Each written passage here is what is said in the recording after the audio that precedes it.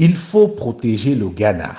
En disant ouvertement non au Fonds monétaire international, le Ghana a pris un risque énorme pour sa stabilité.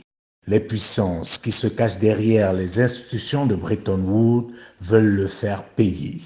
Il faut absolument déstabiliser le Ghana pour sauver le FMI, car le Ghana démontre aujourd'hui que le FMI est plutôt nocif pour nos pays. C'est une arme aux mains des puissants. Surtout qu'à bien y regarder, il est difficile, pour ne pas dire impossible, de voir un pays que le FMI a réussi à faire décoller.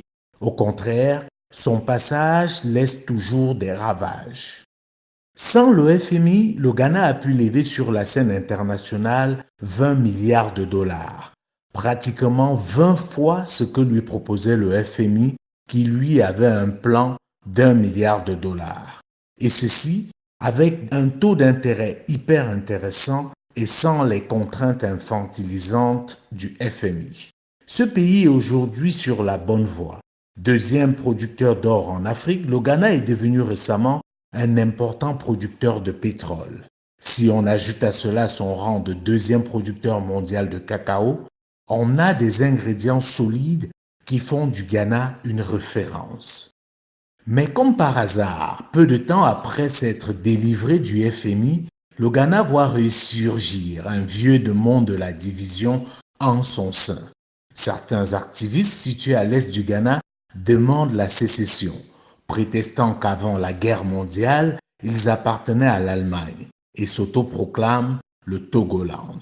Ce qui pourrait être risible si ce n'était pas un sujet si grave, c'est qu'ils reconnaissent que le Ghana, c'est-à-dire leur pays, est une démocratie, un état de droit et un exemple de bonne gouvernance, mais réclament ce qu'ils appellent leur dignité d'origine, une histoire à l'africaine où on parle de dignité en réclamant une appartenance d'essence coloniale.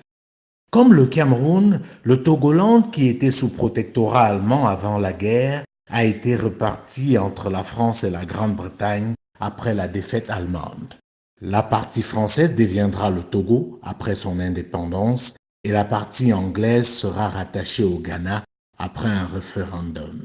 Même s'il faut reconnaître que ce mouvement indépendantiste au Ghana existe depuis plusieurs années sans véritable effet, l'ampleur qu'il vient de prendre ce mois de mai, juste après le non catégorique du Ghana au FMI, laisse perplexe.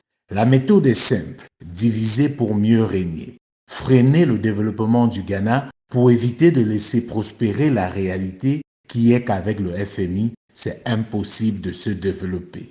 Sauf que, au Ghana, ils auront du répondant en face. Le pouvoir en place a des résultats. La croissance de son PIB réel est passée de 3,4% en 2016 à 8,1% en 2018. L'inflation est également à la baisse, passant de 15,4% en 2016 à 9,5% actuellement. Il ne sera donc pas facile de déstabiliser le Ghana, car en plus de ses résultats économiques, la démocratie y est une réalité. Il y a eu, depuis ces dernières décennies, plusieurs alternances pacifiques à la tête de cet État. Cependant, il ne faut pas sous-estimer la capacité de nuisance des ennemis de l'Afrique. Ils sont prêts à tout pour atteindre leurs objectifs. Quand le terrain est fertile, comme dans certains pays, ça peut aller très vite. Dans le cas contraire, ils savent prendre leur temps. Donc, sans plus attendre, protégeons le Ghana. Son succès éclairera sans doute les anciennes colonies françaises qui sont encore sous l'emprise du FMI.